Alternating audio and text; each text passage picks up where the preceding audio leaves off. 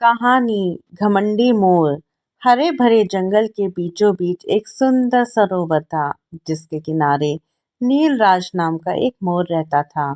उसके पंख इतने रंग बिरंगे और चमकीले थे कि जब वह उन्हें फैलाता तो ऐसा लगता मानो इंद्रधनुष धरती पर उतर आया हो। जंगल के सभी जानवर उसकी सुंदरता की प्रशंसा करते नहीं थकते थे। हर दिन कोई ना कोई उसकी तारीफ करता और धीरे धीरे नीलराज को अपने रूप पर बहुत घमंड हो गया। वह अक्सर सरोवर के किनारे खड़ा होकर पानी में अपना प्रतिबिंब देखता और मन ही मन सोचता कि पूरे जंगल में उससे सुंदर कोई नहीं है। जो भी जानवर उसके पास से गुजरता वह उसे तुच्छ समझने लगा। एक दिन पास ही बैठी एक छोटी सी चिड़िया ने उससे विनम्रता से कहा कि सुंदरता अच्छी बात है, पर उस पर घमंड करना ठीक नहीं। यह सुनकर नीलराज हंस पड़ा और बोला कि उसके जैसे सुंदर पंख किसी के पास नहीं है। चिड़िया चुपचाप मुस्कुराई और उड़ गई, लेकिन उसके शब्द नीलराज के मन में कहीं गूंजते रह गए। कुछ ही दिनों बाद घनघोर बादल छा गए और तेज बारिश शुरू हो गई। नीलराज को बारिश में नाचना बहुत पसंद था, इसलिए वह खुशी खुशी अपने पंख फैलाकर नाचने लगा।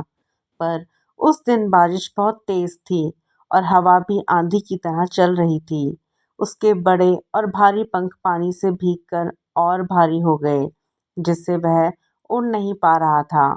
उसी समय वहीं छोटी चिड़िया फुर्ती से उड़कर एक ऊंचे पेड़ पर जा बैठी और सुरक्षित हो गई।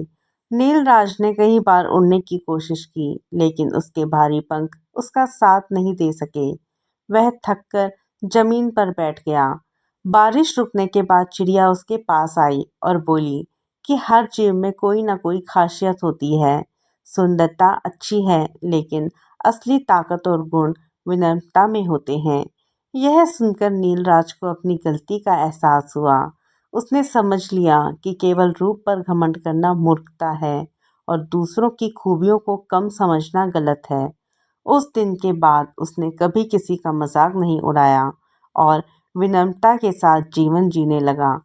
अब वह बारिश में नाचता तो जरूर था, पर घमंड से नहीं बल्कि कृतज्ञता और खुशी के साथ। इस कहानी से हमें यह सीख मिलती है कि हमें कभी भी अपनी सुंदरता या किसी भी गुण पर घमंड नहीं करना चाहिए, क्योंकि असली सुंदरता विनम्रता और अच्छे व्यवहार में होती है, ना कि घमंड में।